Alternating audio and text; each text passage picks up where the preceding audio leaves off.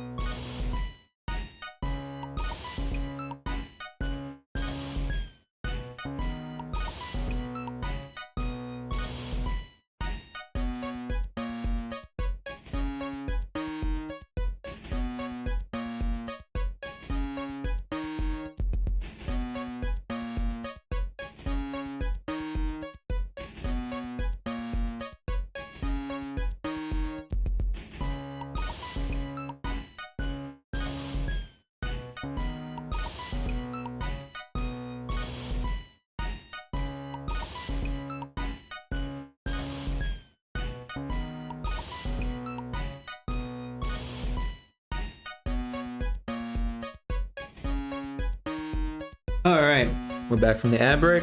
I'm all set up, ready to go. So let's get started here. So this is the music that I made last stream, so we can take a quick listen to that real quick here.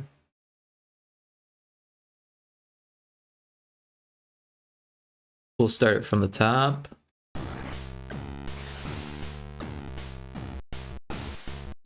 I'll crank it a little bit so we can hear it.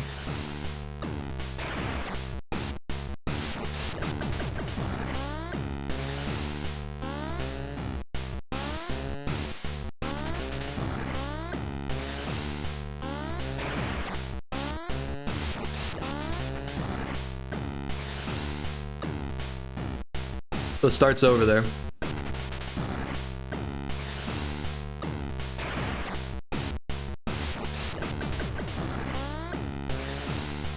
Starts over the verse, I should say. There's a chorus.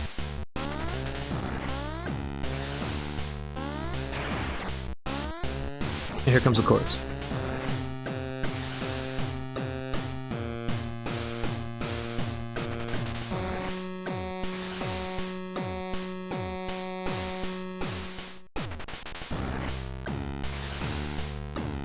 Yeah, and from there, it repeats.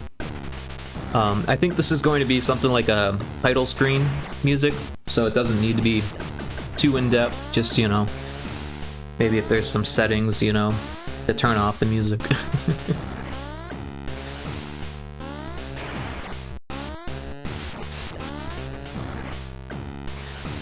Maybe like save and load menu type, or load menu, right? Because you wouldn't be saving.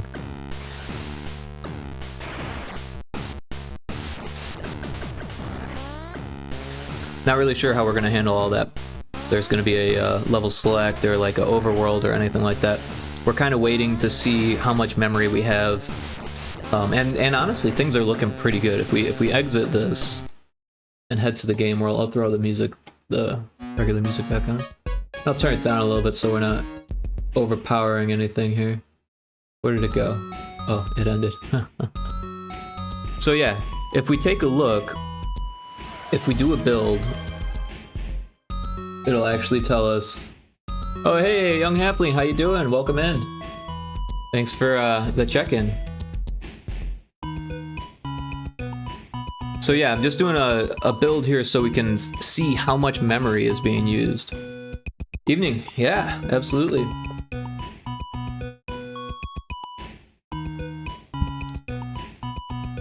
Hope you're well. Yeah, I woke up kind of late today, I think around 10 or so, which is a little late for me, but I needed this sleep. I woke up at like 8 or something and was like, you know what, I want to go back to bed, and went back to bed. But I was up kind of late last night, so I don't know, that kind of happens on the weekends, even for normal people, right? Of course, normal people gotta wake up early on Monday, and I don't have anything lined up, so that's how that works. But here I am doing this, and eventually I should get money for this coming in, so that's normal for me. But I'm Easter time, so 5 p.m. now. Yeah, it's 4:17 here, so not too far behind you there. I wasn't sure what time zone you were in. Alright, yeah, it's still building here. If we go into the build log, we can see it's linking, so it's nearly done. That's cool, it's got the build options here. I didn't know it had a build cache. But I guess that makes sense, because if you don't make any changes, it builds much quicker. That's awesome that it does have a build cache, though.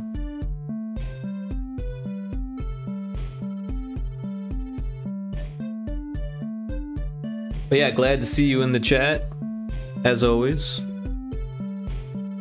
Should be a fun little stream. Talking about doing, finishing this up, maybe making some more music, maybe making some more sound effects. So I got a variety of stuff I can work on here. I kind of don't like how this is looking, so I think I'm going to do something different with this stuff and maybe use this pattern somewhere else. So the game built. And now if we go to the engine, we can see how much is actually being used. It's only 660.67 kilobytes. So, and it says of 1 megabyte, so that's what this first line is, right? But then there's a 2 or even a 4 megabyte ROM. So we're not even coming close to filling the ROM. Now, the more memory that's on there, the more expensive it is to actually produce a cart. So that is something to think about, but it's not something that's, I mean, a lot of games are coming out that are 2 or 4 megabytes from what it seems like. So I don't think it's impossible to make a game that big. But like I said, almost all the levels are in here. And granted, they used, Johnny used placeholder art for these, so a lot of these tiles are the same.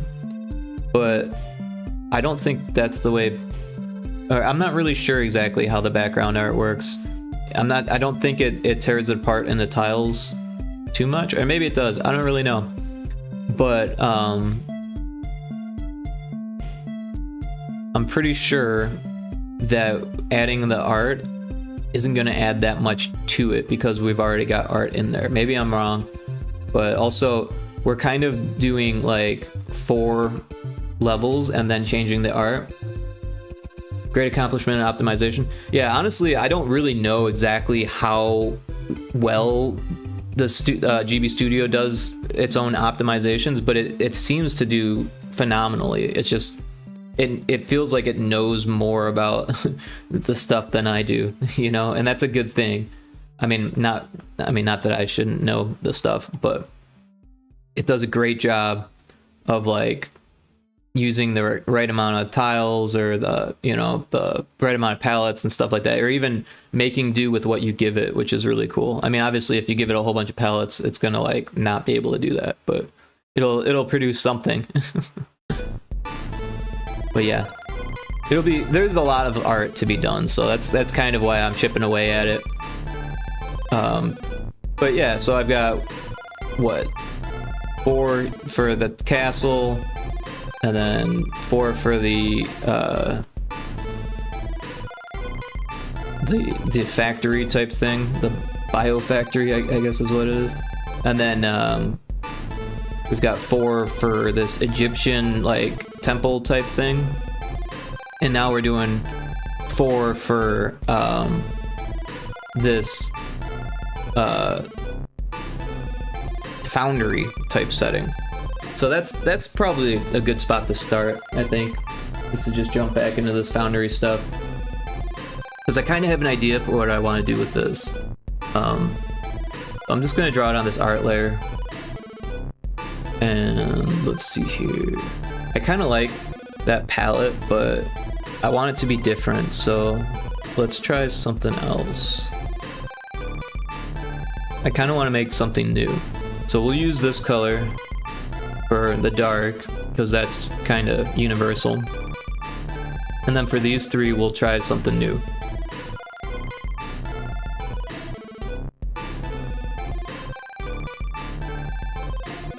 Now I'm just gonna kind of try something here. Sometimes I just experiment. Been sitting at my computer for over 2 weeks just looking at art styles for a game I'd like to start. Starting to feel the effects of doing nothing. Always nice to see your progress. Oh, thank you. Yeah, I appreciate that. So, I mean, there's something to be said about research and development, and sometimes it doesn't always pan out.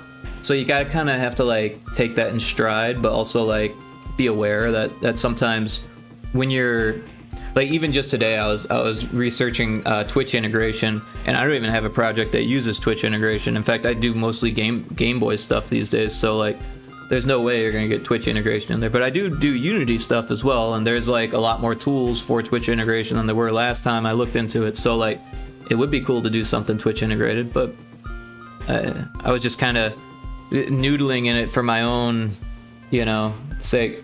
Hey, what's going on, Just Wall? Doo-doo. Yeah, I like to say that. Anytime I have the opportunity to say doo-doo, I say doo-doo. I mean, that's part of the joys of the English language, right? We get to say doo-doo all the time. We got a cryogonal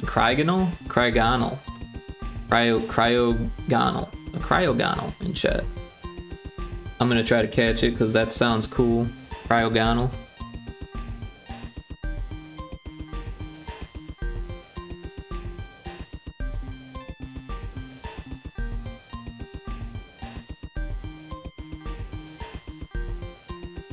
Yeah, that's another one. Can't go wrong with that. Or that. I'm great. Done with work, chilling. Good. Good to hear it. Good to hear. Yeah, I kind of figured this stream would be like a after work stream for most people. It's not a bad slot, I think. I'm still working on what I want to be like a schedule. But you know, I don't trust myself to stick to it yet, so I don't want to like pretend like I'm gonna. But I'm thinking around this time might be a good time, although I'm a little later than I normally would want to start. I don't know. I'm still noodling out a schedule in my head. So I kind of want to do like more grays, but like this one's like a greenish gray, so maybe like a bluish gray would be good for this. Something like this. Oh, too far.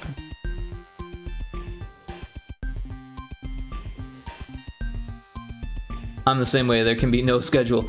You know, I am that way, but I'm trying to not be that way. I'm going to like.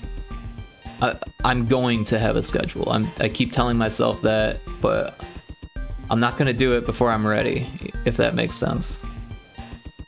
But the schedule is in the works. Who knows how long it'll actually take to really happen here. 8x8 grid, yep, got the 8x8 grid for Game Boy. Gotta do that. That's how Game Boy does tiles, is 8x8. So it's limiting like that. But it's also really strangely, like, I don't know, it scratches something in my brain that I was having. You know, when I first started doing pixel art, I like had a lot of trouble doing really small pixels or limited palettes and stuff like that. And I just kind of did whatever I felt like, you know. If I needed a bigger canvas, I would make the canvas bigger. I'd pad it with transparent pixels and just like go with it, you know, whatever. Good to know. I love the limiting.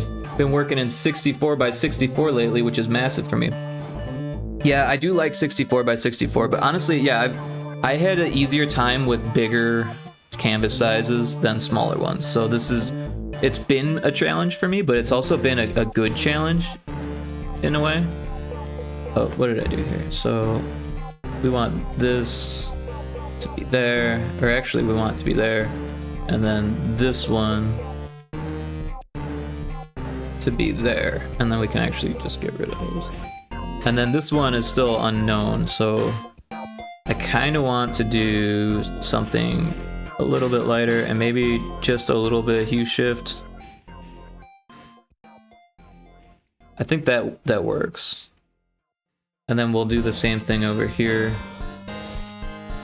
but change the direction.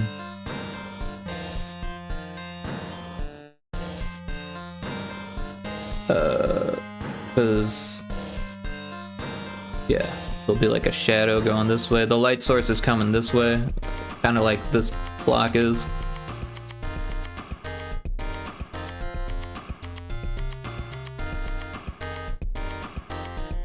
It's a great pixel exercise to go super small. I've been able to make over 1,000 sprites in 13x13. Never ran out of options, even in small size. Yeah, 13x13 is a strange size. We had this conversation on the podcast, but I can see why you would want to do that. Like, I can see how that makes sense after we talked about having that center pixel. It's not how I would do it, because it's not power of 4, so my brain's like, wait, what? Alright, so I don't know how this is gonna look. Maybe it should be like this. Just the 1 pixel? I don't know, it looks weird. Let's do it like the other one. Yeah, that looks better. Yeah, not a normal size. That was Terenia. But it's super interesting the way that it works really well for that game, and the way that you guys did it. Every cube has a center block. Like, that is like really like an artful way to do something small, right? Because if you had 4 in the middle, then that's like really limiting, right? Especially if you've got animated tiles or anything like that. Because I believe all of your tiles like animate, right? You have like broken versions of them. So like that would get really difficult having 4 in the center like this. Or even worse like this. But yeah, I really do like 8x8 now. It took a while to get into, and 16x16 for characters. Again, that's super tough, but 8x8 for characters is like impossible. So, the best you could do is maybe like an icon of a person.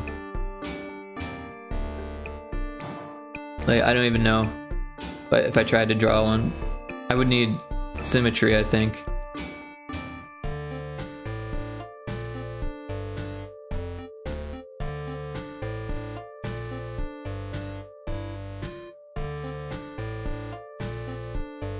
There's my person. That's about all he can do. We'll give him a hat. And maybe some whatever that is, gloves and boots. You could give him big shoes, but now he looks like a robot. Yeah, not much you can do with 8x8, no doubt.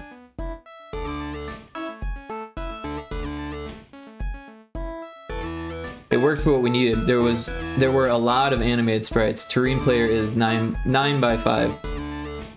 They're perfect. Yeah, 9x5 isn't easy either, but you guys made it work. It works really well too. Like, it's clearly a person, and then you even managed to fit different clothes and cosmetics in there, so that's really cool. So one thing I could do is use a different palette on the inside, but you can't mix palettes. You can only use 4 colors. This is the background layer, so yeah, it would actually look more like that. So that's actually a good point. Maybe it would look better rounded just a little bit at the edge, and then that pixel should be there too.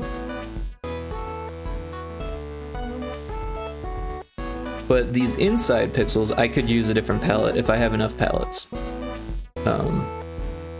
Kind of have to count them. We've got one here, one here, one here, one here. This is actually the same one as that one, so I think maybe not, because it's got the light instead of the dark. And then this one, 1, 2, 3, 4, 5. That one's not even gonna work because it's got too many colors. 1, 2, 3, 4, 5. Yeah, I don't know what I was doing when I did that. Maybe it'd be best to just do that. To bring back the reference. That might work better. Well, that looks kind of weird, doesn't it?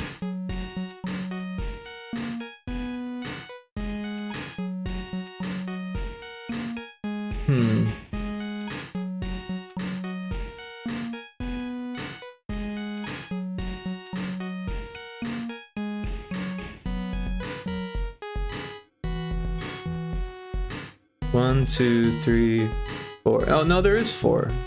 1, 2, 3, 4. I don't know why I counted 5 just a second ago. My brain's just not working yet.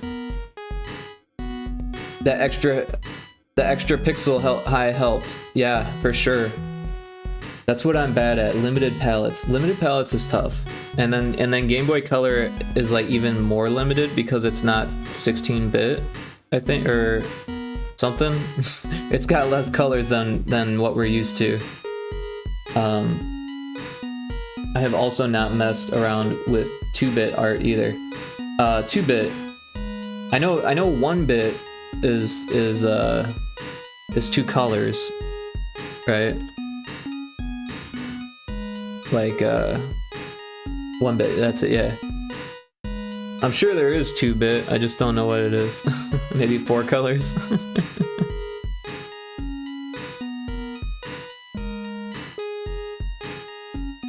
But typically 8-bit is 4 colors, right? So maybe 3 colors is 2-bit? I don't know. I'm just guessing.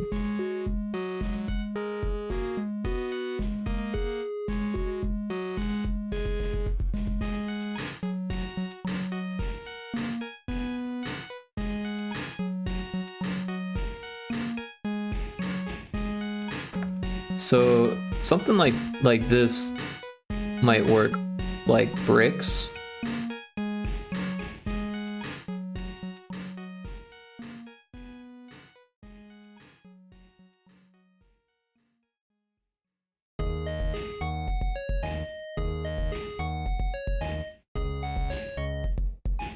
Although it kind of looks like, I'm not even sure, like chainmail or something.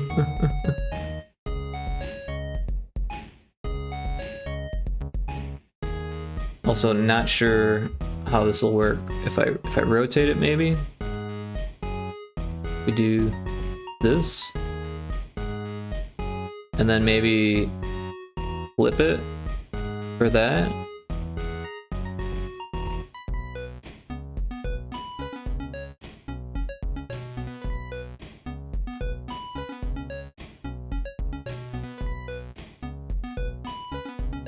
I like the idea of making this area look quite a bit different than this, because these are like blocks, and then this would be like, I don't know how to describe it. It's not blocks. I've always meant to play around with 1-bit, just never tried. Metal grate, maybe? Yeah, metal grate, yeah. Looks really cool. Yeah, thank you, I appreciate it. You know, that gives me an idea. Maybe something like diamond plate would be really cool here, right? So if we, maybe this palette looks really cool. Get rid of this. If we, I don't know what I'm doing. If we, maybe fill, having trouble all over here today. Maybe if we fill that in, we'll give it the symmetry, where is it? Over here. We can actually give it both symmetry for this.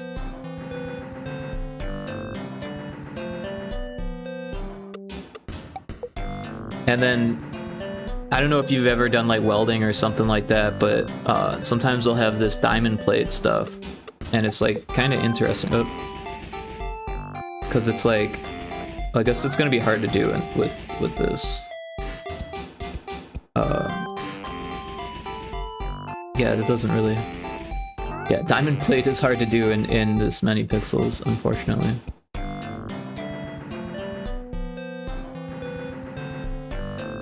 Yeah, I guess what I'm describing isn't going to occur. So now I'm just trying different things. And I don't know if I like that. It looks, I don't know, maybe that works. It's funny because it's like a block, but it's a much smaller block than this block, so maybe it does work. And then it's like wrapped in this like grate, like you said. That's how my brain worked in all my conference calls today. Oh no. That looks cool, busier. Yeah, not too bad, right? We'll give it a shot on the whole thing here. Let's turn off symmetry, and we'll just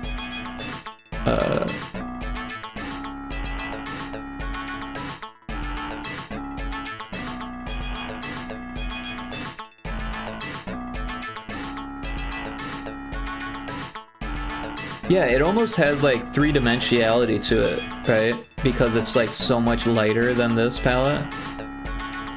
I kind of like it.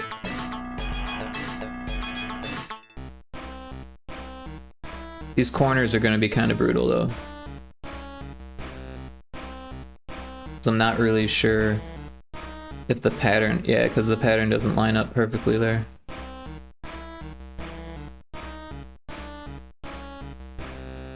Of course, it doesn't have to, but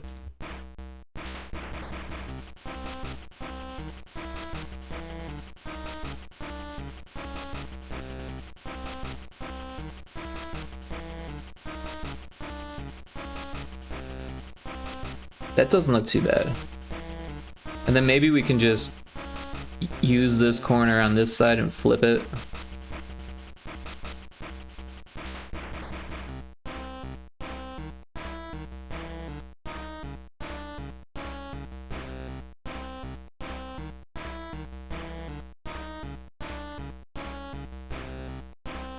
Yeah, that kind of works, although this is messed up now.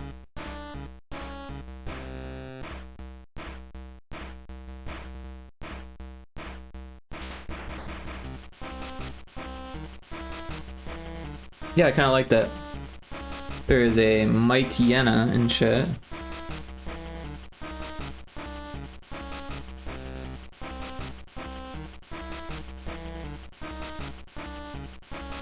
So yeah, it's gonna get interesting as I have to do some, like this stuff here, but shouldn't be too bad.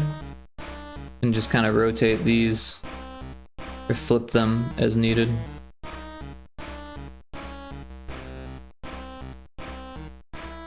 And then this stuff is really easy. You can just drag it.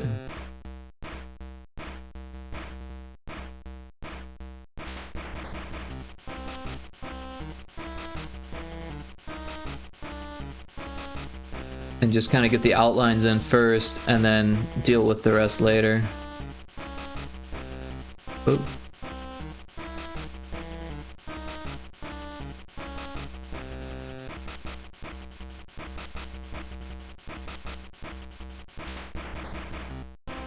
I messed that up. There we go.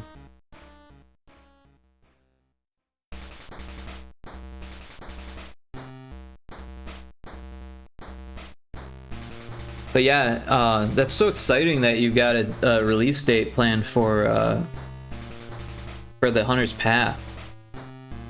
It looks like there's an ad starting in a little bit. I don't think I can snooze it either. Oh no, I can. I'll snooze it. But yeah, Hunter's Path is that looks like it's coming along. I can't wait to play like the full version of it, because the demo is cool, but I wasn't able to get very far. Like, I almost caught a deer. I was like really close to catching a deer, but then it ran off screen, so I never got it. And then the demo ended, and then a boar killed me.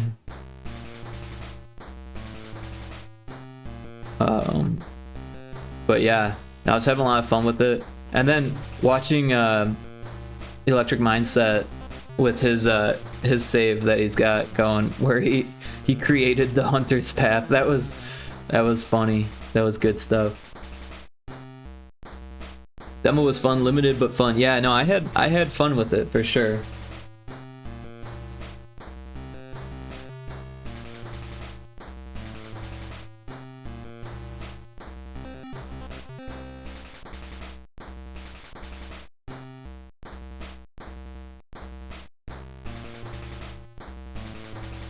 So I might have to make changes based on optimization and stuff like that. Yeah, he has a non-timed version. Yeah, I figured that was the case. Gotta get some real perspective on the game without the limitations of the demo on there. I totally understand that. But also, you gotta test the demo too, because everything to me, demo's gotta be like perfect.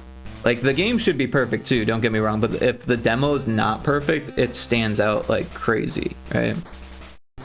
I know some people will be like, oh, it's the demo, so maybe it's gonna be better on the release, but typically I feel like the only people who say that are people who know that games get updated all the time.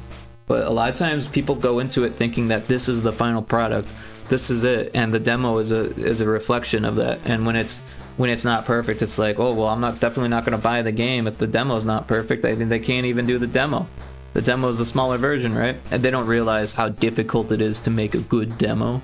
It's almost easy, or almost harder than making a good game, because not only do you need the good game, but you need the demo to reflect that, with only giving portions of it and not being too wordy or tutorials, that kind of stuff. Like, there's just so much thought that has to go into a good demo.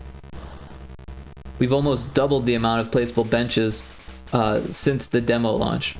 Oh, cool. It is a gamble to release a demo. The mistake we made was releasing the first demo as a full release for Turing. Yeah. I feel like that happens a lot. People, they lose interest after they play a game. They don't realize that it's a living thing a lot of the times, because some games aren't. Some games it comes out and the devs just leave it. They don't even look for feedback sometimes. Sometimes the games can be broken and they don't even go back and fix it, you know? So it's always going to depend on like that player's expectations, which is impossible to gauge like prior. Like, unless you know them personally, like, there's no way to gauge that type of expectation.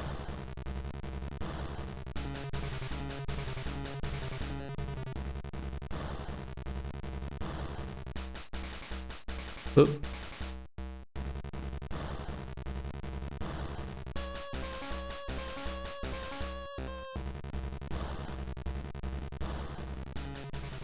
But yeah, I'm really excited for a lot of the stuff I'm working on too. I'm really excited to see this Pyrotoad game come to fruition.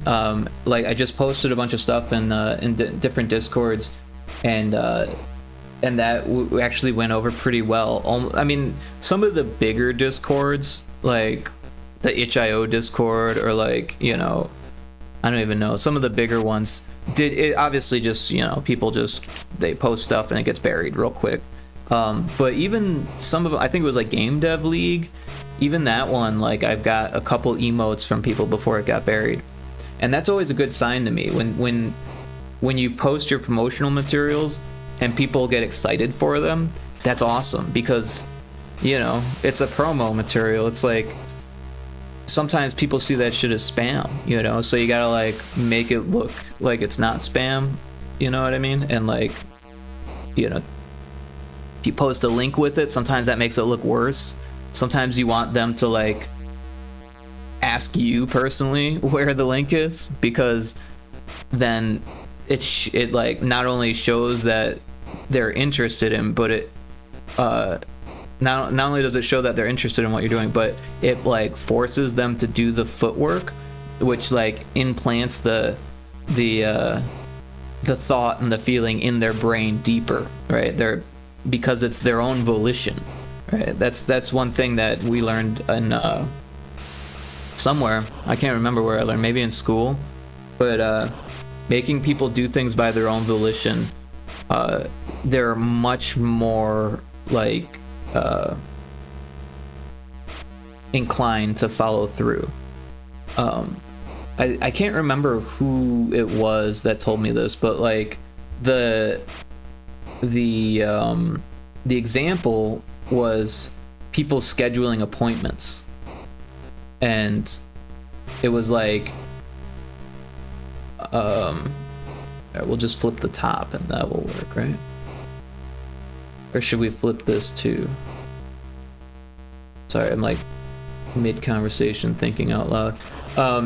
So yeah, like the way that it was described is that this guy was having trouble getting people to show up to their appointments, so he made them write down the time on a sheet. And when they wrote it down, they were like I don't know, some percentage more inclined to actually show up at the time, because it was a time that they wrote down. It wasn't saying like, oh, is 11 o'clock good for you? Yeah, 11 o'clock is fine. And then they'd forget because they didn't actually write it down. And I do that too, where it's like, when you actually write something down, like I write down shit. I don't get me wrong, I use a computer, but I use a fucking clipboard too. I get some computer printer paper, and let me snooze this at one more time. So you get computer printer paper real cheap, tons of it. I only ever need to buy one thing of it, and I'm not even halfway through it, and I use it all the time, right? So what I do is I just pile them up on my clipboard, and anytime I need to remember shit, I write it down, and it's like in my memory, you know what I mean? We made design decisions knowing it was limiting the amounts of players that would like the game and didn't care. Yeah, sometimes that's good, sometimes that's bad. Usually it's bad. Usually it's not good. So the trick, I think, is to locate a niche, and cater to that niche. But if you're just catering whimsically, right, like to players like you, or, you know, I don't know, there has to be a blend. There's nothing wrong with making a game for yourself, but you have to realize that other people are going to play it too, right? So know who you're making the game for. Exactly. The more what's the word? The more in tune you are with your audience, the better the game is gonna sell. That's just how it is. Even if it's niche. Yep. Because actually, especially in indie games, niche can be good. Niche can increase your sales because something about niches, they really get into what they're into. Otherwise, they wouldn't be into it, because typically, if it's niche, that means that it's not really mainstream. But most of the population is compelled to follow the mainstream. There's very few. I don't know. If you dig, you can find people that are opposed to the mainstream, or are free thinkers, you know, people who are tastemakers, or people who make their own decisions without basing it off of what other people say. But most people will check Reddit and they'll say, oh, well, this is a conclusive evidence that this game is not for me, or whatever. And I do it too with Steam reviews, where I look and I read all the reviews, especially if I'm on the fence about buying a game.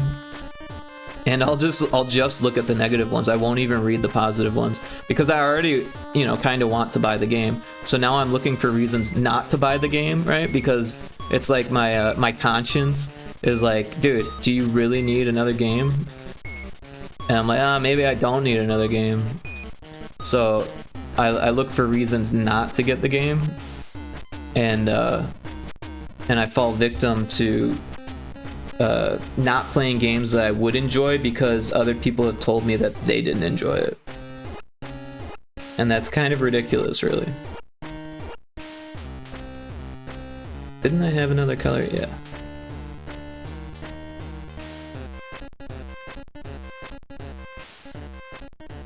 Actually, that should be at the top, shouldn't it? Yeah, like that.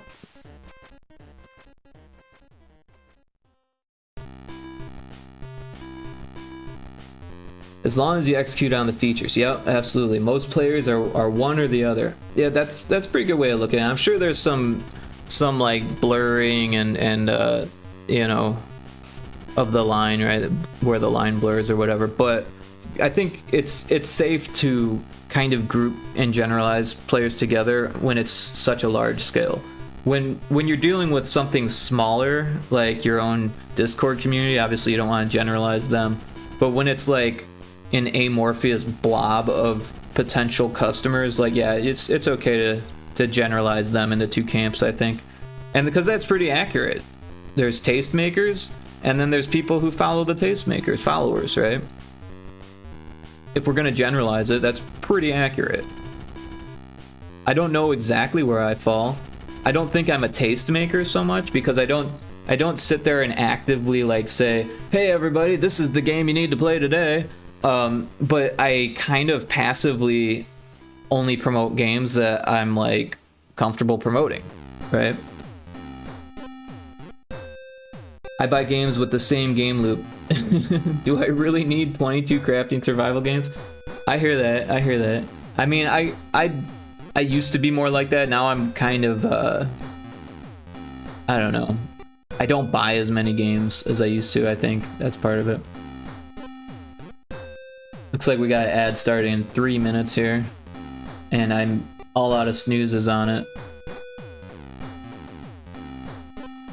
I've already got this. What am I doing? Is that what I did? Did I grab the right thing? Sometimes I start arting without thinking. Yep, I did. And like, it's okay to do that sometimes, because my intuition is usually pretty good at getting it right, but sometimes I'll be like when I was doing this block, there was like totally a mistake on the block that I didn't notice. Like one of the corners didn't look like the other ones.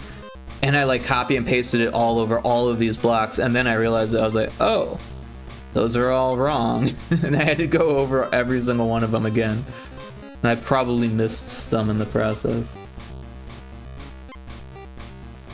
We got a Shendinja? I don't know what that is, but I'll try to catch it. Call of Duty stuff or survival stuff. A lot of players are 1 or 2 game loot player. Interesting. Yeah, I never thought about it that way, but I think you're right. I think there's not that much time in the day to really appreciate that much variety, unless you're a game dev, I think, where you're kind of forced to, what's the word? Research, right? because that's what it is. As fun as it can be, a lot of times it's research. I do it all the time. I'll buy games I don't even like just because I want to research it, you know, figure out why other people like it, that type of thing.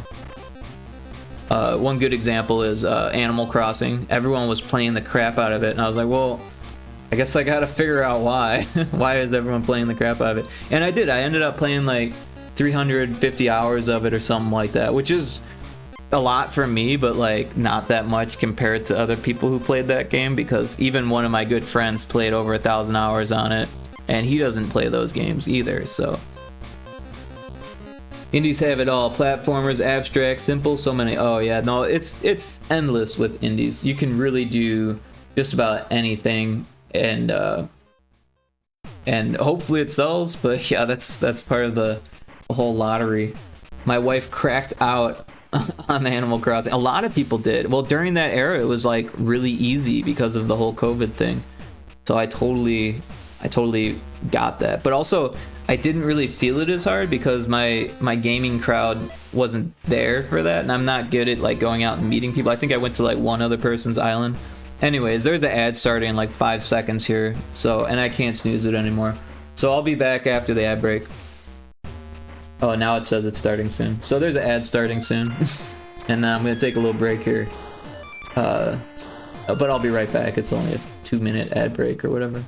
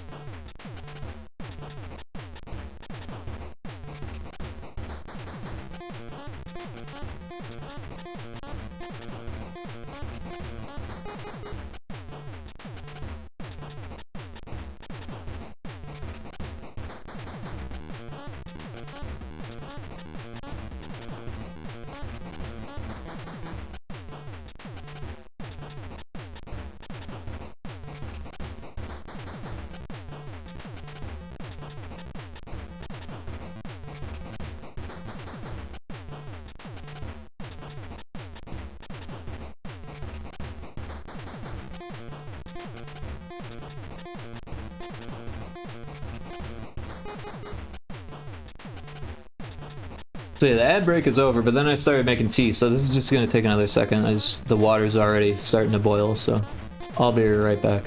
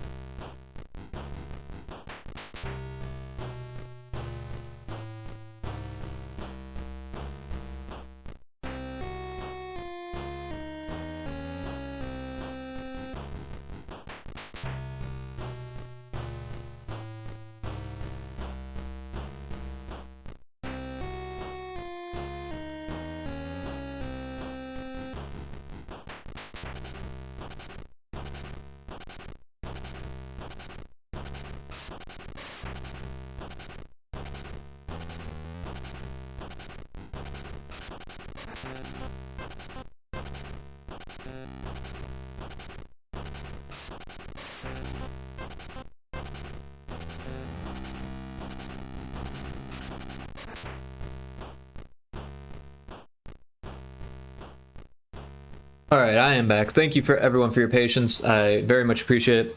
Tea is good to have. I don't know why I didn't have some already, but usually I'll have some right at the start, and then usually I'll make some halfway through or so. But for some reason, this didn't happen. But yeah, all good. Thank you. I really appreciate it. Yeah, the Animal Crossing was fun. I feel like there was nothing in it really for me, right? Like, and it's probably by design. Like, I played the fishing stuff, and then I got into making money trees, and then like that was it. Like, after I got bored of making money trees, I was like, well, that's about it. But I didn't have the social aspect of it. I think if I would have made more friends that were playing it, I probably would have got sucked into the social aspect of it. Pixeling over here too. Good to hear. Good to hear. Yeah, it's always good to have a stream or 2 or 3 going when you excuse me, when you work. Ugh, I ate some candied nuts, and now they're like sticking in my throat.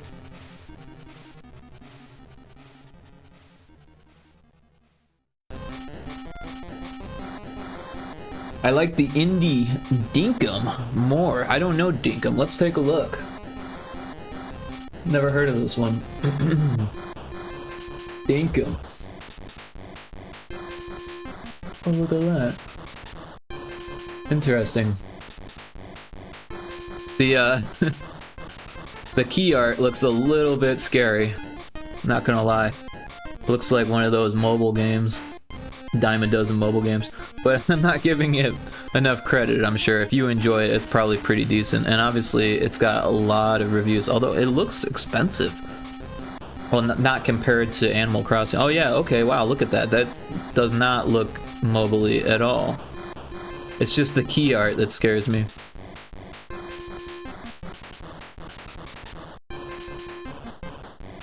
There was a lot of games that were very popular in this genre around the same time. Was it My Time at Porsche was another one. And then, yeah, I've been playing Stardew Valley. I also play Valheim.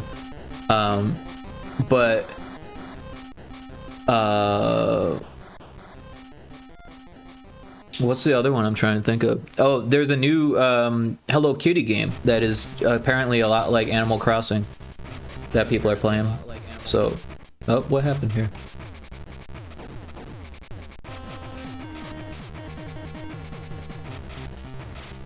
For some reason, I just heard my own voice.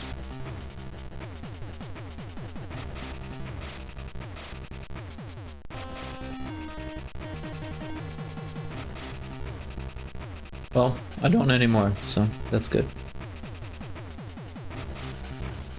What am I doing? I'm hitting the M key, but it's like on a oh, I must have unmuted myself by hitting the M key? That's what I'm thinking. I don't know. It looks fine. Everything looks fine.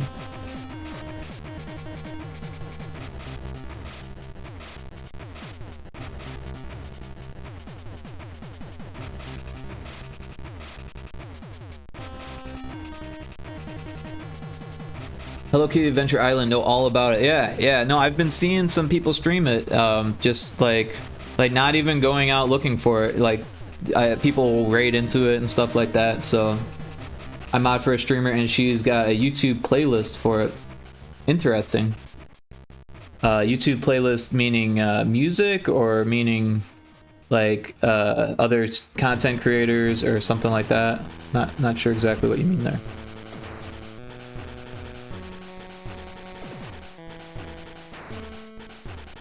Playlist of Let's Plays. Ah, okay, that makes sense. Yeah, honestly, as a game dev, I freaking love Let's Plays. I think Let's Plays are awesome. I like both varieties. You got the no commentary and the commentary. I think they're both awesome. Sometimes I kind of wish that they had commentary. Other times I wish that they didn't have commentary when they do. So like, I get it. I get the reasoning for both. Yeah.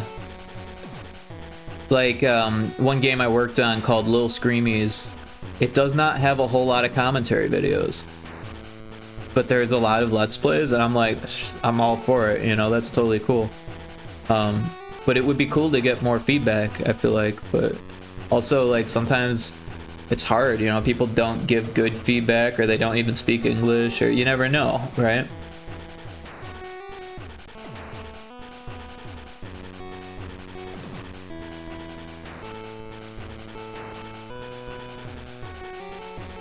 I mentioned the Animal Crossing to Kixie, and she knew it for sure. Yeah. Oh, yeah. From what I understand, Kixie got really into Animal Crossing during the pandemic. But a lot of people did, man. I mean, even one of my friends, like one of my Helldiver friends. Oh, Hello Kitty. Yeah. She looks interested in that for sure. I don't think she owns it, but I think she's probably going to before long.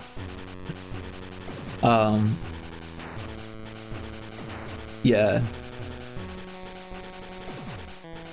I kind of like where this is going, although I'm not sure about the water anymore.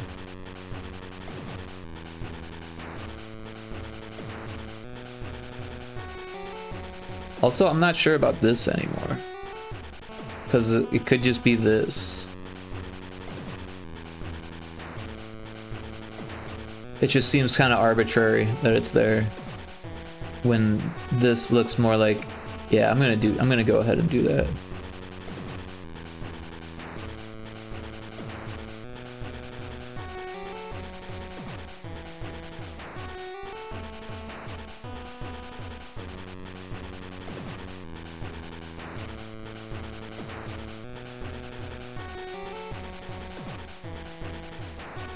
Oh, these are backwards too. I'll have to fix that. My wife picked up the Sims 25th Anniversary Edition and all of 1 and 2 instead. Instead of the Hello Kitty game. I got you. Yeah, Sims is like a big investment, right? Because you can't just play the base. Well, I guess you could just play the base game, but most Sims people don't just play the base game. They like get 1 or 2 or 5 or 20 of the DLCs that they like.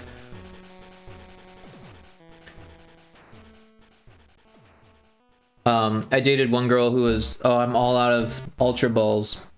I'm gonna have to buy some Pokeballs here.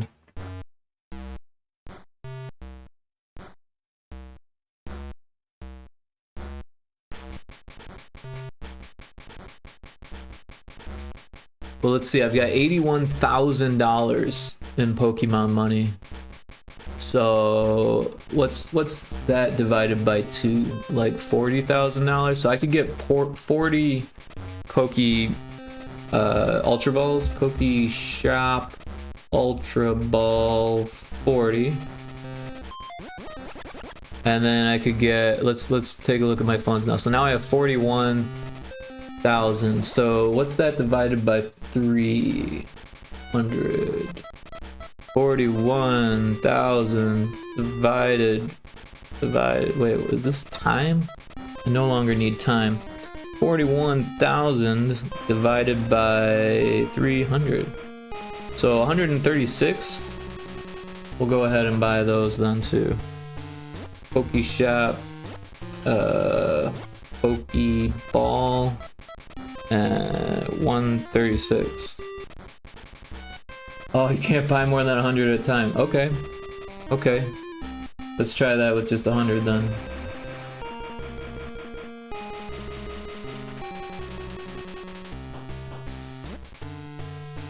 $100 it is.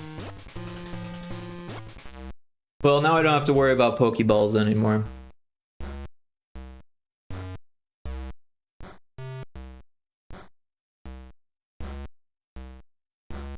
Yeah, I've been playing this Pokemon Twitch game for a while now, so I've got a bit of money. Bit of money saved up. It's funny because at first you don't have enough money, and then like after a while you have like a lot of money.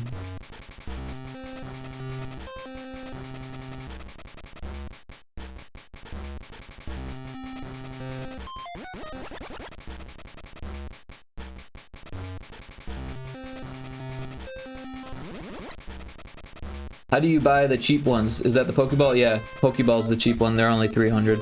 The Ultra Balls are 1,000. But you're like much more likely. Bam! Let's go. Nice work. Yeah, the Pokeball game is fun. I mean, I'm not like a huge Pokemon fan, but it's a nice little thing to do while you're like in people's streams. Sometimes it's like you don't always have something to say, but you like want to let the streamer know that you're there. I think that's a good way to use it. What am I doing? I want this to look good. Where this one? This one. There, and then this one there, and then this one there. Well, it doesn't look great, but like I said earlier, the corners are gonna be rough. Do we have a corner that's like that? No. I don't like that, but it's just too many in a row. I mean, 2 looks strange enough, but 3, I mean, come on. Of course, there's like 4 here, so I don't know. Let's see how it looks without that. Yeah, it looks a little weird. Looks a little funky.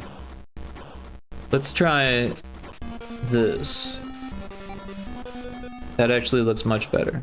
Let's just go with that.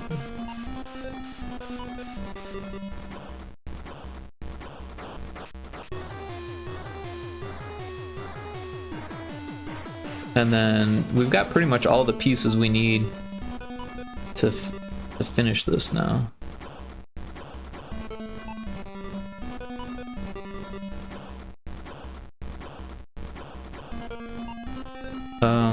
What happened here? Why is this backwards? Wait, this is backwards? Am I losing my mind?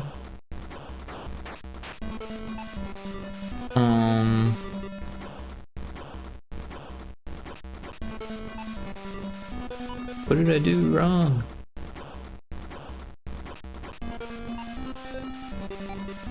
I think these are wrong. Yeah.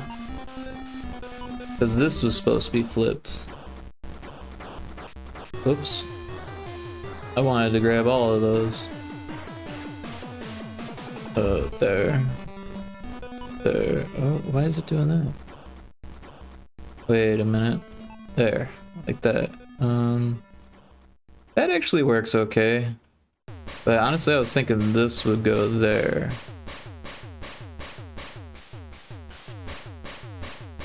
Yeah, we'll go with that.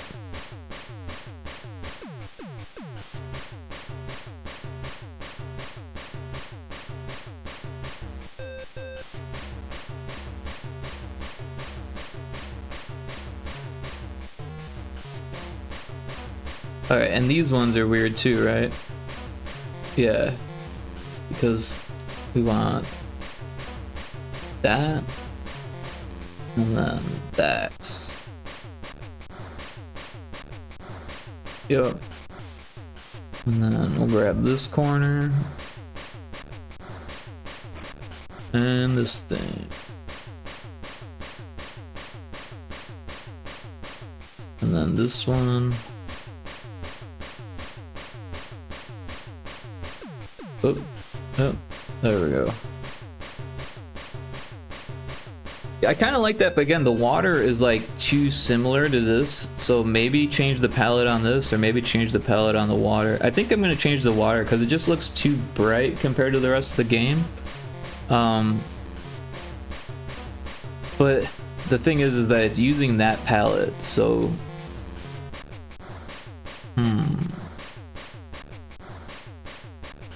One thing I could do is just change out the colors, right? So I'll like make a bright green and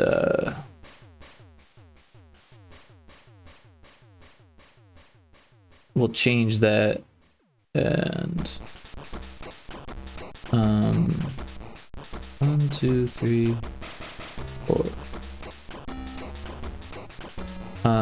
What else do I want to do here? I want it to be darker blue.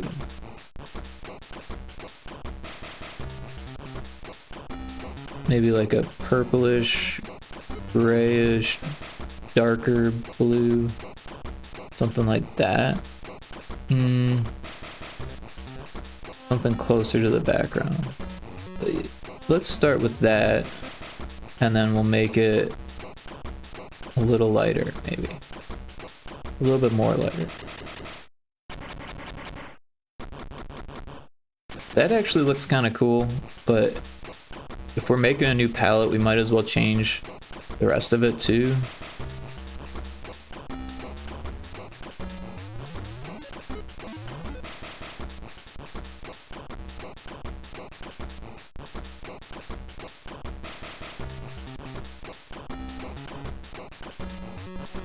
Gonna sip on my tea for a bit here.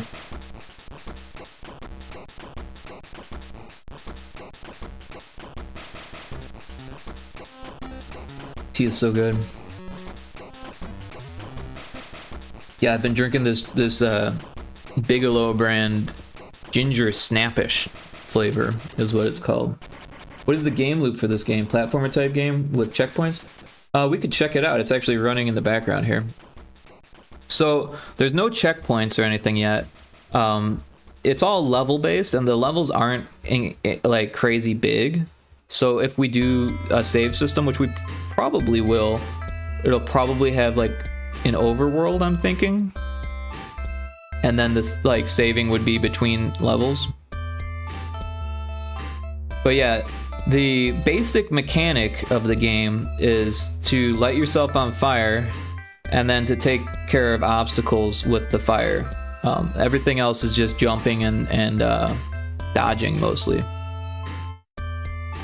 But yeah, so we've got this bramble here.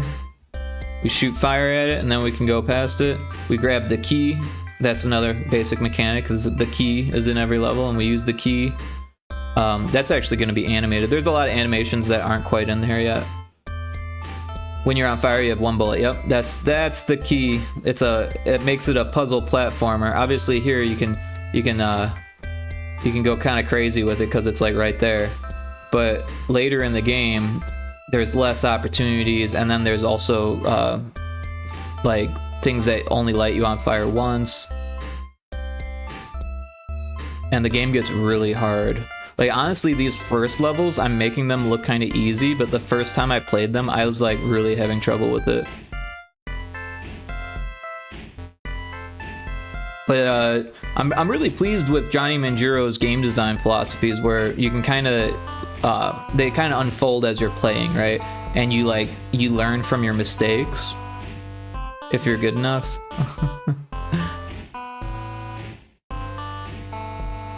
A lot of times when you make a mistake, it's clear that what you need to do next time, kind of thing. Like this one's a little weird because this enemy is the same as the other ones, and we might do something different with it where it's not like electric right there and then it turns electric, right? Because then it turns into one of those enemies. I don't know exactly what the plan is for that yet, but yeah, this thing here is all jump timing, so it's like it's kind of hard. Oh, yep, I'm terrible at it. I'm actually really not great at this game. But it's not really exactly what I play. Ah, I did it again. Got it, yeah, I like that. Yep. No, I mean, like I said, the later levels get a little more intense.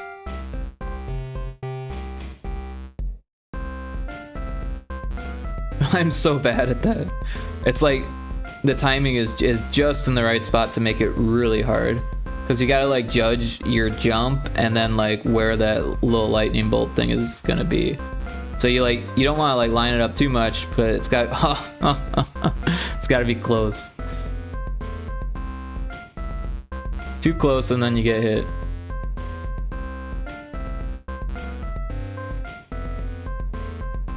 Oh no, I did it again. I'm just gonna skip that level.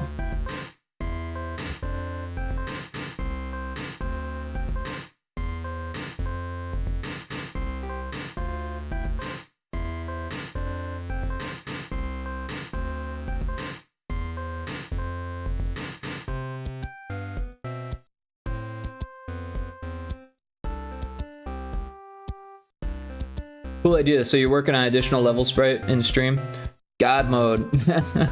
I did make a God mode in one of the earlier builds, but it was on my end of things. So when we've been passing the project files back and forth, so sometimes when I make changes on the build, it's just for me. Like, I don't bother pushing those changes, so to speak, because it's not as easy as just a. Oh, that was close. It's not as easy as just a GitHub or something. But that might be cool to do, like a GitHub or something, but I don't know. Might be overkill for this project. Maybe next project or something, who knows? We'll see. Alright, so I need to climb up and around now.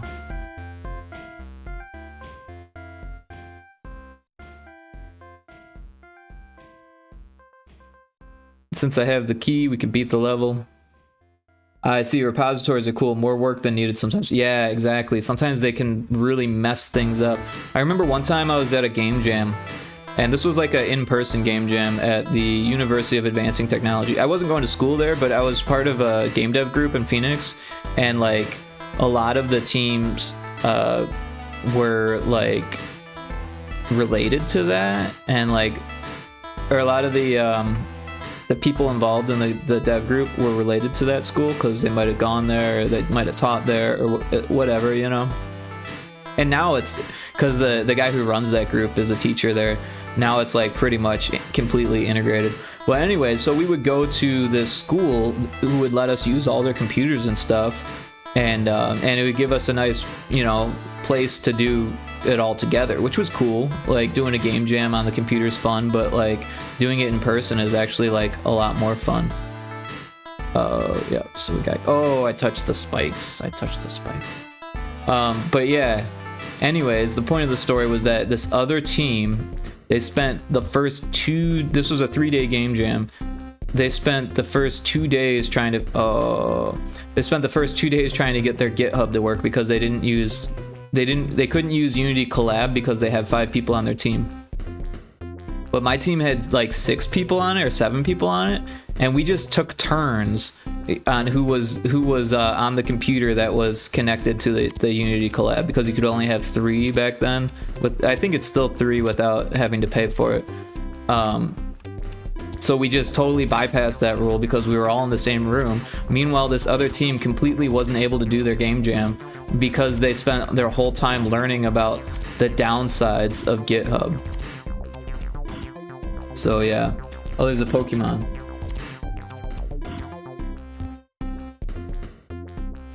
Awesome. Oh. It says it's already escaped, but I don't see where. Oh, it's, yep, just afterwards. Okay. Awesome. In-person game jam, that would be fun. No, it is a lot of fun because these were devs that we all kind of knew, and then like the first one no one else went to. So like the next one I was like, hey guys, this was really fun and we should go there and show these kids what's up. And that's what we did, and we actually won an award. And we also took in all, like, I don't know, like 4 or 5 students who were like 1st to 4th year students or whatever, and taught them like a whole bunch of stuff, because we were making a VR game for a game jam. Like it's kind of, at the time it was kind of unheard of, because VR was kind of new. There's an ad starting here soon. I don't want to talk through it, and I don't have any whatever they call it left. I'm gonna beat this level. Oh, that happened to me last time I got that far too.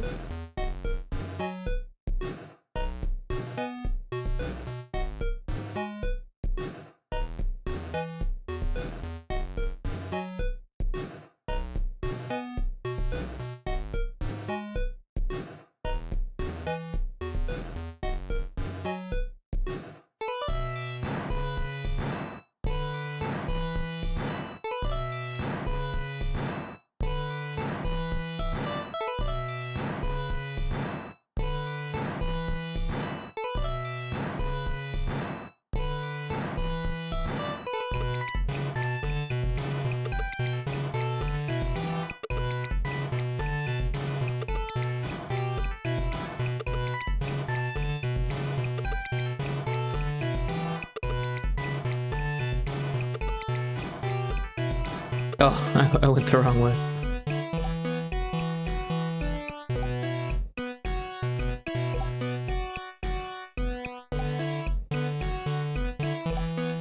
Oh, psh.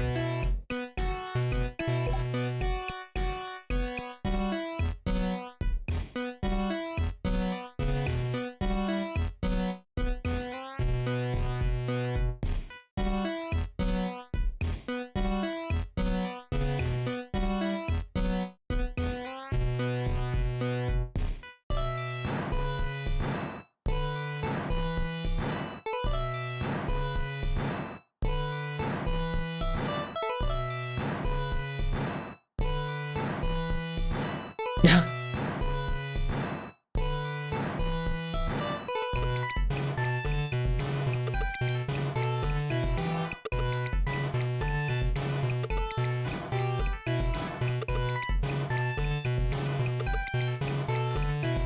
Oh, shh.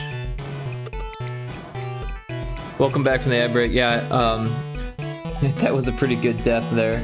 But yeah, this level's pretty hard, so we're gonna skip that one too. Oh wait, that was 6. Now we've got moving electricity. For anyone who likes challenging games is going to get a kick out of this because it is challenging. Ah, jeez. Yeah, these levels are great. Yeah, no, I was really impressed with the design. Like even when I was just playing like the or I was just watching the, cause so not to get ahead of myself here, but the NES version was different. It was like the same levels but different art. But Johnny Manjuro was using NES Maker, which he had trouble getting it to scroll. So like he decided to switch engines. And I'm not sure who was working on it with him before or what happened with that. But there was different art. It was like a vampire themed thing, and it was like same kind of thing. Get the torch and then it lights your sword on fire, and then you can shoot fire from your sword, kind of thing. Oh shit, I know you gotta go up there twice. But yeah, this level's tough too. Let's just skip that one. We'll go to 8.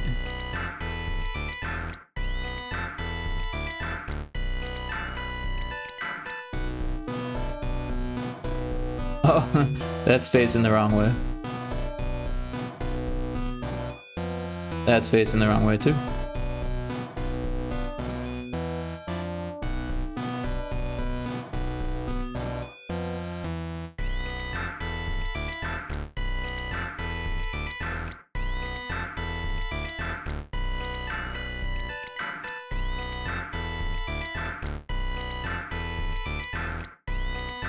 That one's facing the right way.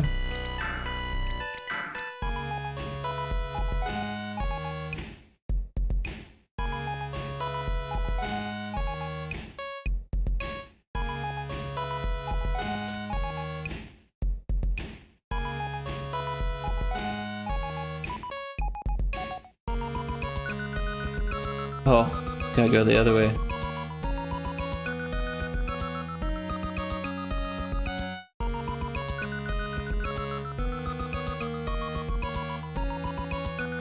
Oh, I hit the spikes.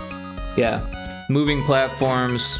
There's a lot. We can actually check out the engine. We can minimize this, and you can see that things get pretty crazy. We've got this feather, which is a double jump. Where was level 8?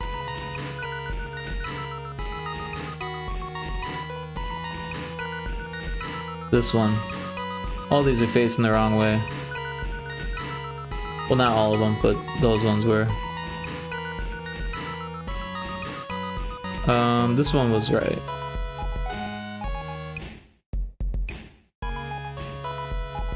Yeah, this one's gonna have quicksand and little flamies things. I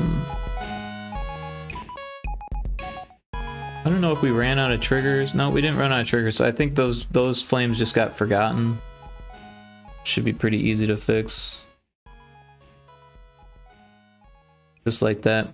I haven't put in the animations for the flames or for the sand, but they're basically just variations on spikes. And I'm probably going to go through and change the spikes. Something like these spikes are a little different. I'm going to animate those as well. Yeah, then we've got these Mega Man style blocks that disappear after a few seconds. But yeah, I can't take credit for the design at all because I've just been doing the art. Yeah, these are moving turrets, so they move not in the direction of the arrow, but those arrows actually hold the code. The balloons disappear when you hop on them. These are just going to be lily pads. A small platform.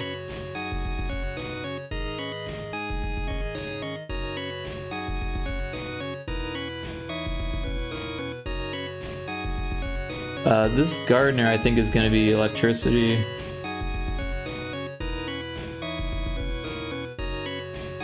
I don't know why that's not changed. Unless it's supposed to be something else, but we'll change it to electricity. But yeah, so when Johnny gave me the project that he started, it was all using these bricks, which you can see if I turn off all the other layers.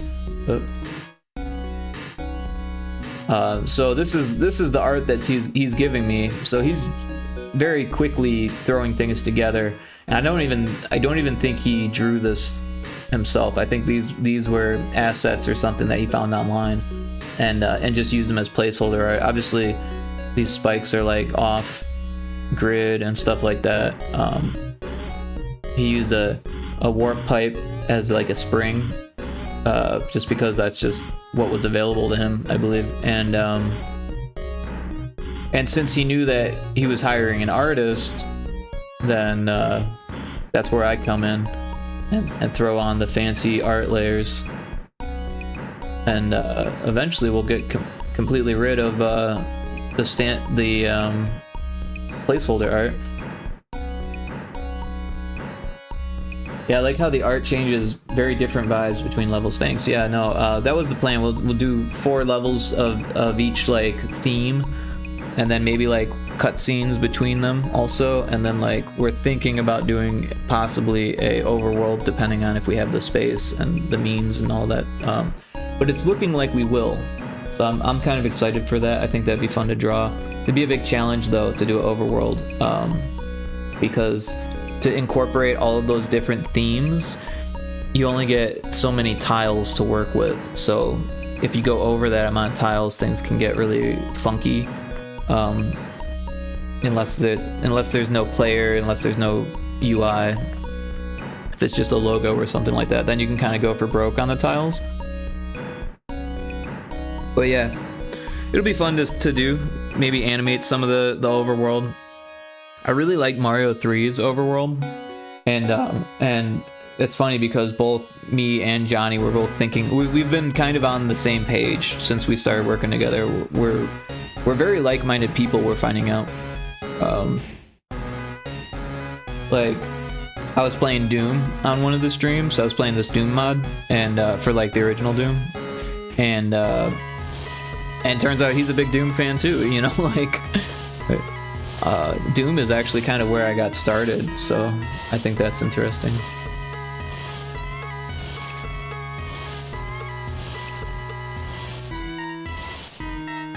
So I kind of like the water, but this still looks too bright to me. I wonder if there's something else I can do with it. I mean, we spent all this time making a palette out of those things.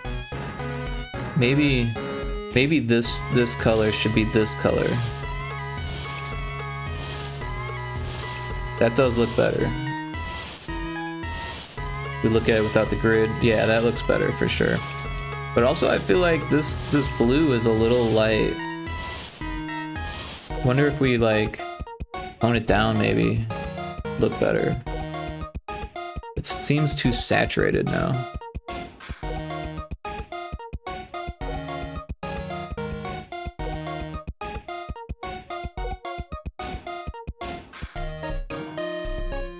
Kind of like it dark like that.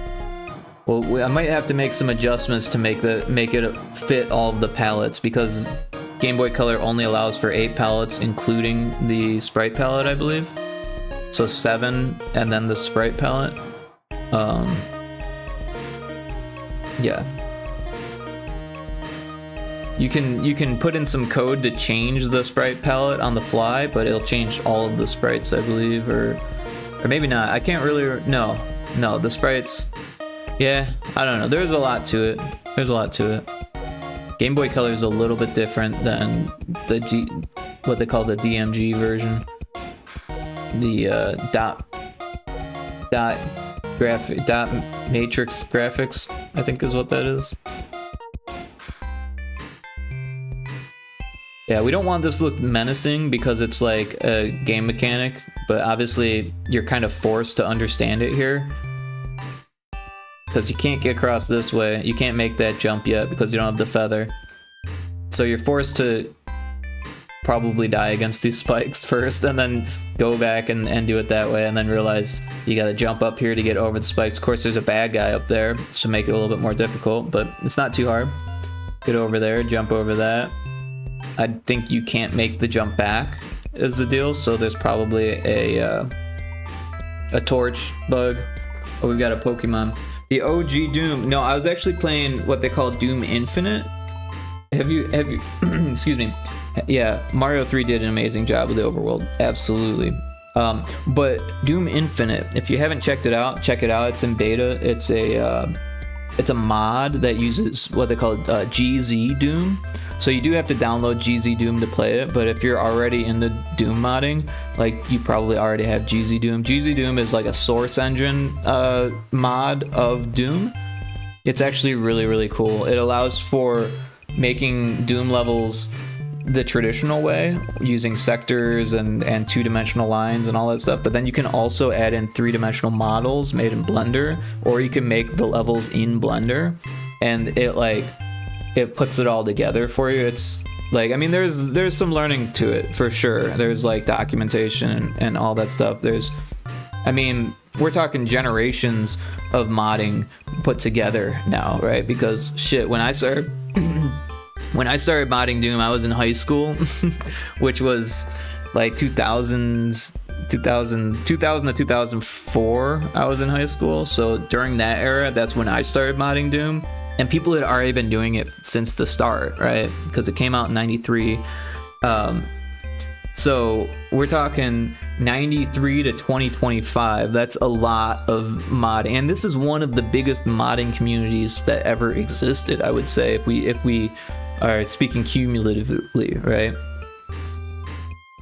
I've never modded it. Definitely played these when they came out. Yeah. I definitely recommend checking out Doom Infinite if you haven't, or you could check out the VOD from my stream if you're not really interested in going down that rabbit hole.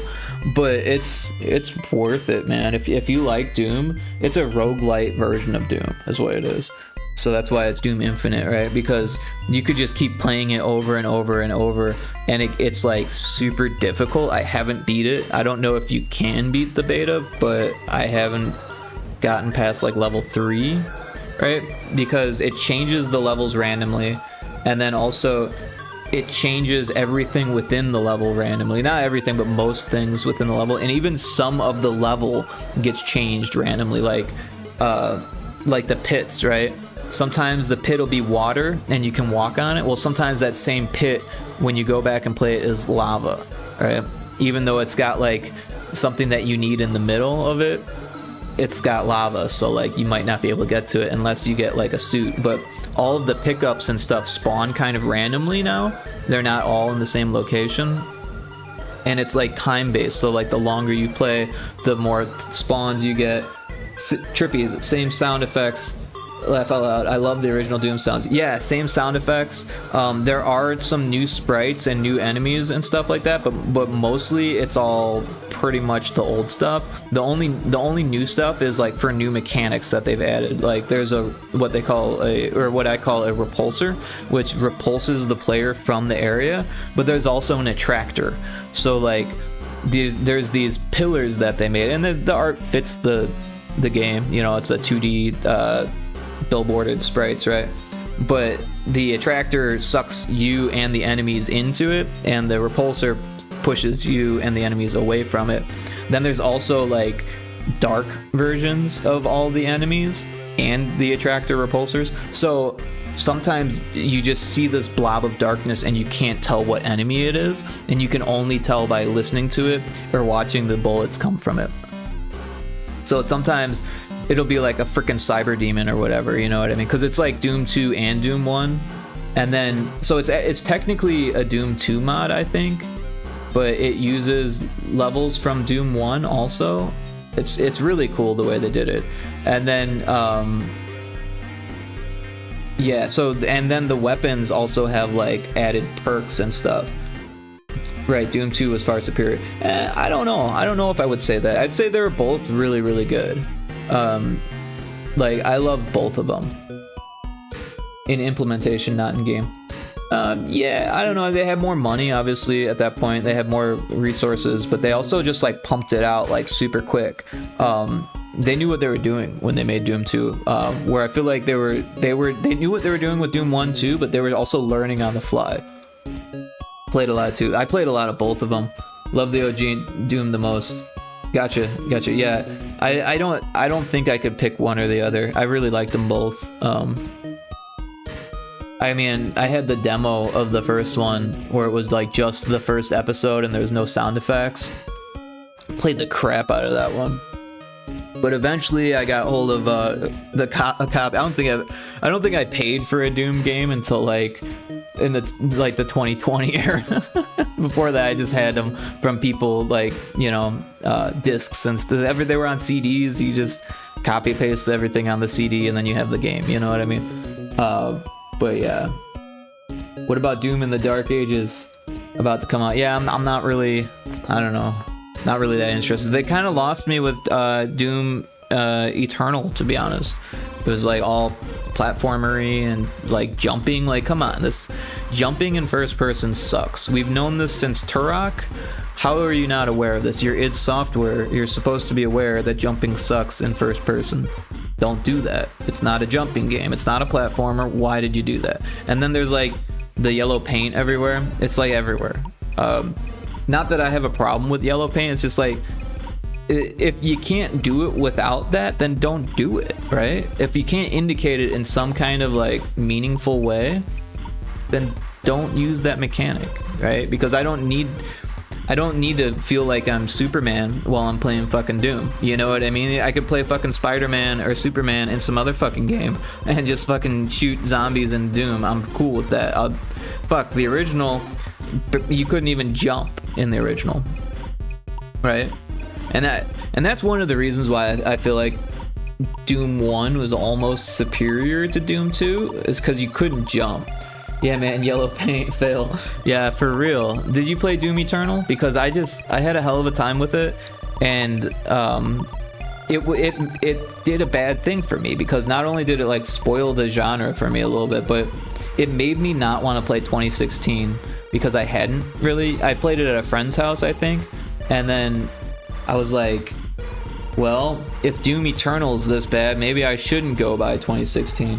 But 2016 is so much better than Doom Eternal. It's like way better than Doom Eternal. I finally got it on sale for something really cheap, and I was playing it. I'm like, okay, this is much better than Doom Eternal. Played that, was fun for sure. Yeah, it's like Doom Eternal without all the jumping.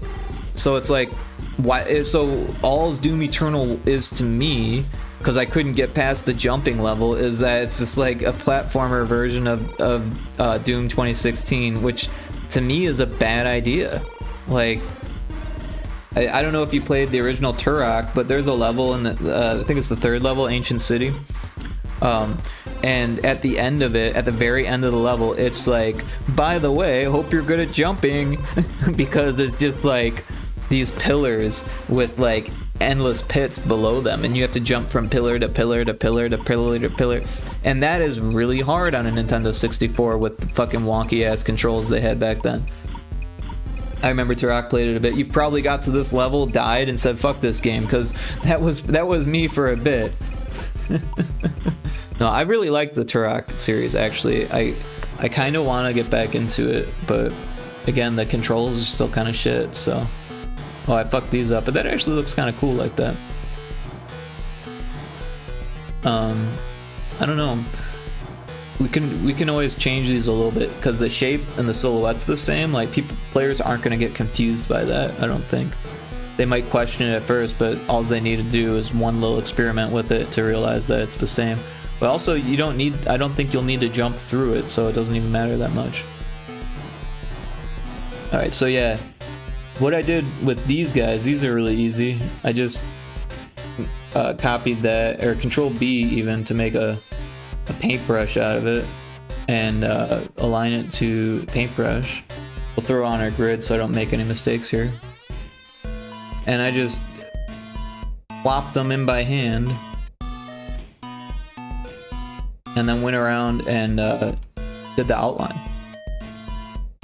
And then I filled in the gaps.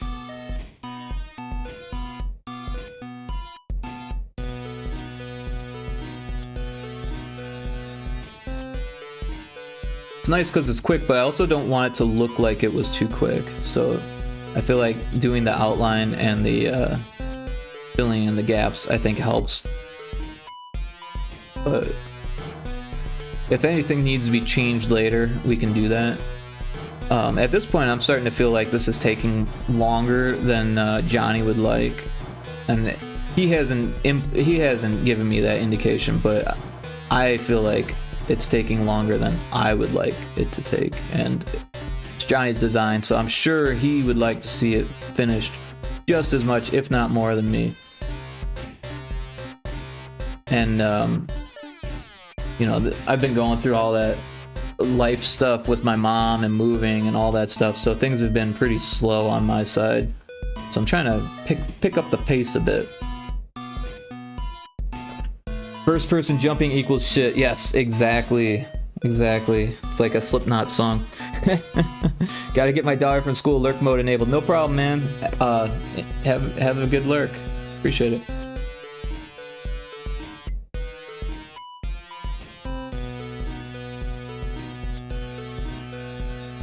So for this here, I might do something different.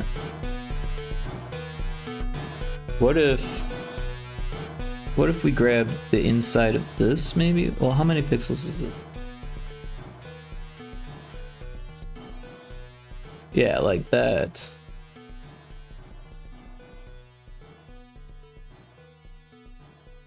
And then we'll do more of this so it doesn't look funny.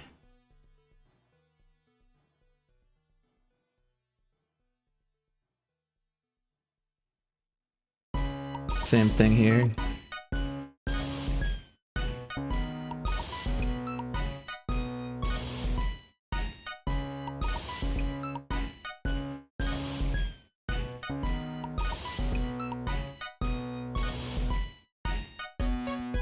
And then the outline, I use this dark color.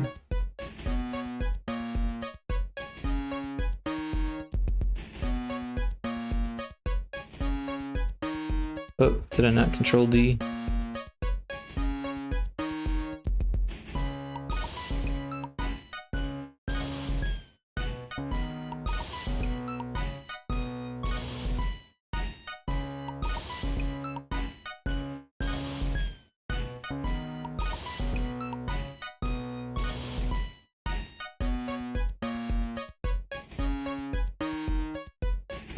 All right, sorry, just scrolling up on chat, seeing if I missed anything from earlier.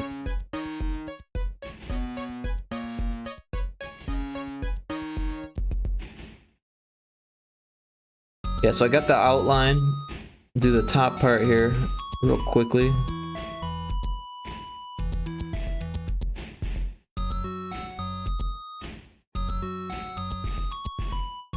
And then we've got those gaps to fill in, so I'll grab this color here. And we'll do contiguous.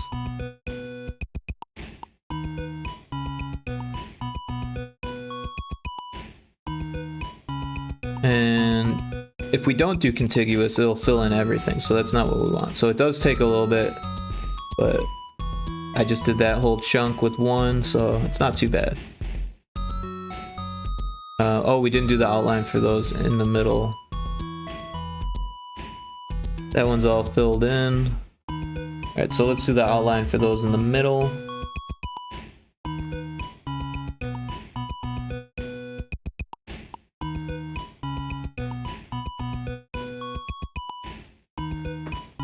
Oh, dropping my mouse.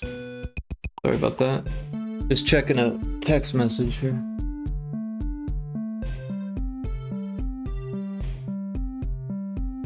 Oh, it's my mom.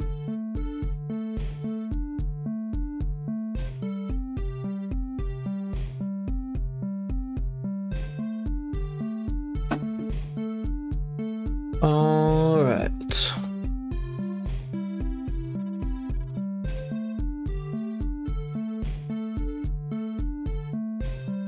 She's worried about my car insurance getting switched. I do need to do that.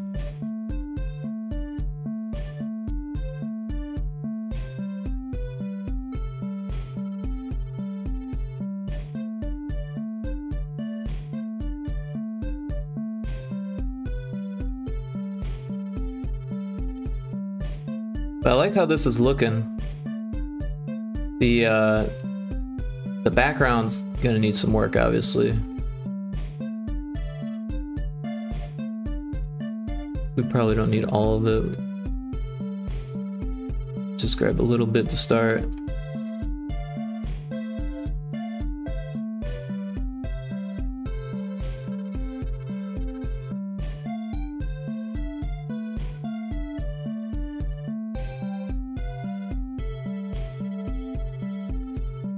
What did I just do? What? Oh, that's not what I want. No! What did I do? Select brush, click, right click, cut. Alright. I don't know what I did there. Hit the wrong button.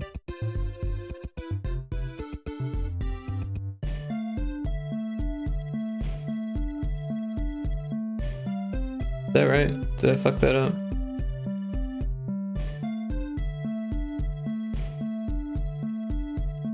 Looks fine. I want it aligned to destination. No, I want it aligned to source.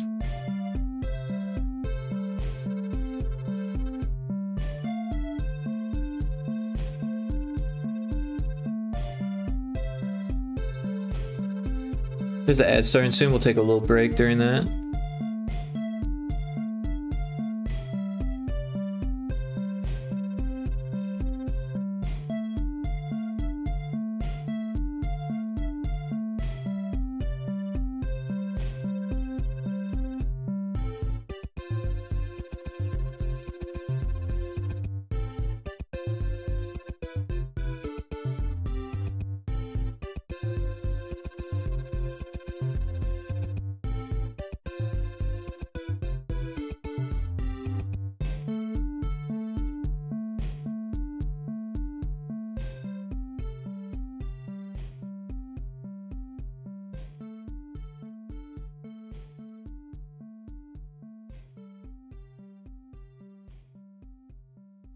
All right, we're in the ad break now.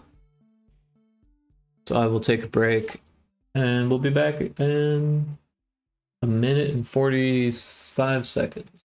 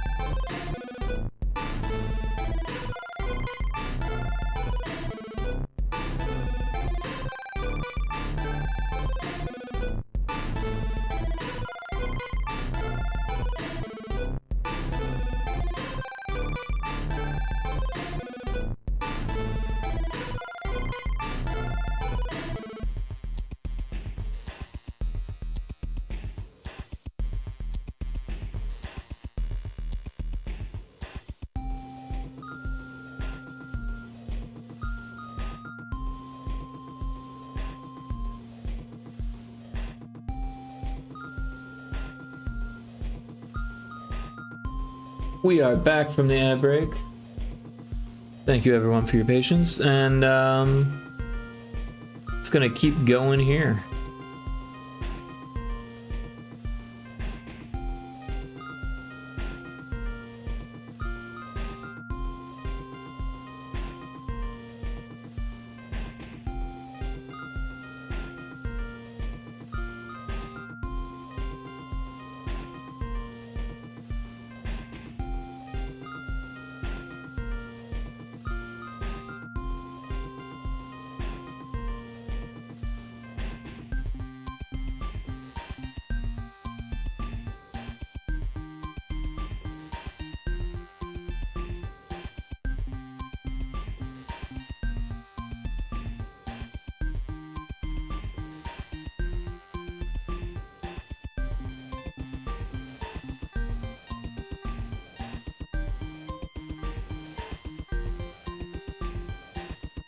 Yep, just kind of powering through this.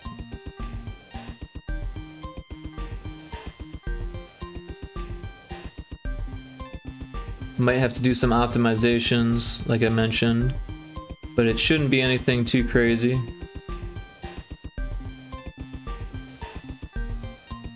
I guess it depends on how crazy I go with the background, but right now, nothing's looking too crazy. So we've got this corner, goes up here.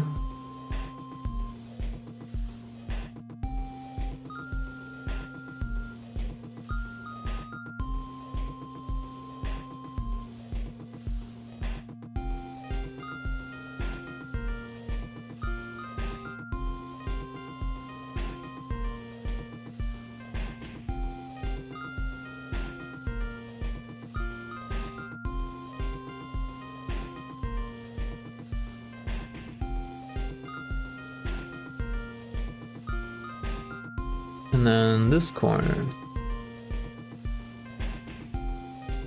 Oh, we've already got it. Could've just grabbed it from there. What am I missing?